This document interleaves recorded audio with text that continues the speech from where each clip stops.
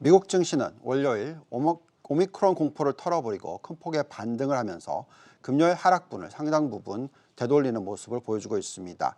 특히 나스닥의 경우 2% 가까이 급등을 하는 모습을 보여주고 있습니다. 향후 미국 투자에 있어서 성장주 투자가 가장 중요하다는 말씀을 드렸습니다. 전체 글로벌 포트폴리오의 70%를 성장주 투자에 초점을 맞추는 전략을 말씀을 드리고 있습니다. 또한 글로벌 투자에 있어서 70% 정도의 이 선진국 투자가 유효하다라고 말씀을 드리고 있습니다. 현재 미국과 유럽 모두 매력이 있어 보이지만 가장 초점을 맞추는 국가는 미국, 특히 그 안에서 나스닥입니다. 미국 투자 비중을 전체 글로벌 포트폴리오의 최소한 60%는 가져가고 실제 선진국의 70% 중에서 100%를 미국에 투자해도 나쁜 아이디어가 아니라고 판단을 하고 있습니다. 지금 성장주 비중을 보시면 반도체 30%, 바이오 헬스케어 15%, 신재생 에너지 전기차 25% 이렇게 대표적인 성장주에 대한 초점을 맞추고 있습니다.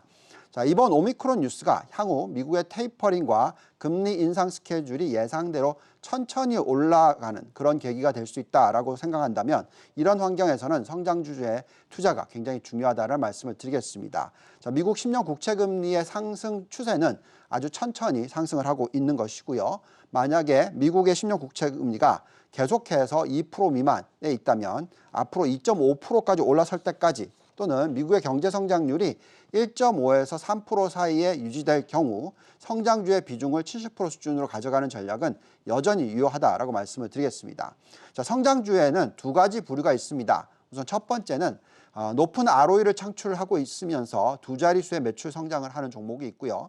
아니면 실적이 적자 또는 낮은 ROE를 창출하고 있지만 매출 성장률이 30%가 넘는 고성장 매출 기업들이 있습니다. 자, 이 두 가지 부류 중에서 우리는 지금 둘 다 성장주를 가져가지만 만약에 금리가 빠르게 상승하는 그런 케이스가 생기면 두 번째인 이익을 벌어들이지 못한 성장주는 상당히 민감하게 반응할 수도 있다라고 말씀을 드리겠고 변동성이 크게 확대가 될 수 있다라고 말씀을 드립니다. 우리가 가장 얘기를 많이 하고 있는 성장 5개 업종 중에서 최근에 메타버스 관련된 부분에 있어서의 성장주에 대한 관심 얘기를 하고 있습니다. 자, 메타버스 ETF를 한번 보시면 조정이 있었지만 다시 반등을 하는 모습을 보여주고 있고요. 메타버스 투자는 가장 중요한 것은 개별 종목을 고르기보다는 분산 투자의 의미에서 메타라는 ETF를 활용하는 것이 중요하다라고 말씀을 드립니다. 자, 안타깝게도 메타 ETF의 컨센서스가 아직 상존하지 않기 때문에 저희가 잔존가치 모델로서 돌려볼 수는 없습니다. 하지만 개별 종목들을 들여다보면 상당히 매력이 있는 종목들이 많이 들어가 있습니다. 엔비디아 11% 비중이고요. 마이크로소프트, 메타 플랫폼, 옛날에 페이스북이죠. 아마존, 퀄컴, 애플, 그리고 TSMC 이런 종목들이 상당히 큰 비중을 차지하고 있습니다. 따라서 향후 메타버스 버블이 닷컴 버블의 재현으로 나타난다는 가정을 한다면 개별 신종목으로서 투자하는 것보다는 메타 ETF를 활용하든지 아니면 대형주를 활용하는 것이 중요하다고 생각합니다. 어쨌든 일부에서는 메타버스에 대한 실체에 대해서 그 부분이 너무나 부족하다라고 말씀을 하십니다. 따라서 성장주의 대표적인 투자에 있어서 메타버스뿐만 아니라 자율주행까지 연결되는 것은 아까도 말씀드렸듯이 30% 들고 가자는 반도체 투자가 가장 중요하다라고 말씀을 드리겠습니다. 자, 반도체의 경우 메타버스 관련한 수요 증가와 또 앞으로 전기차와 자율주행에 필요한 수요 증가에 따라서 앞으로 큰 폭의 성장을 계속할 수 있다고 생각이 들고요.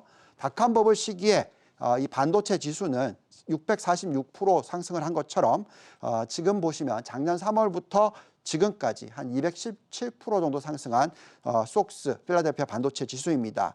아마도 이번 상승장이 마무리되기 전까지 지금부터 추가적으로 세 자릿수의 상승도 하지 않을까라는 생각을 하고 있습니다. 지금 대표적인 ETF와 종목들을 보시면 속스, SMH라는 ETF가 있고요.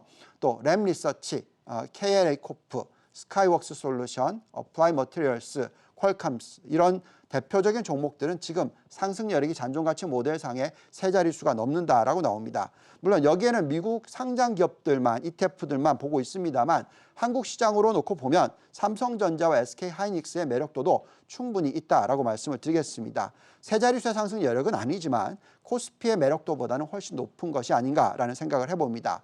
향후 글로벌 증시에서 반도체 업종과 반도체 관련된 종목들의 초과 수익률 달성을 지켜봐야 될 것 같습니다. 지금까지 이동원의 성공투자였습니다.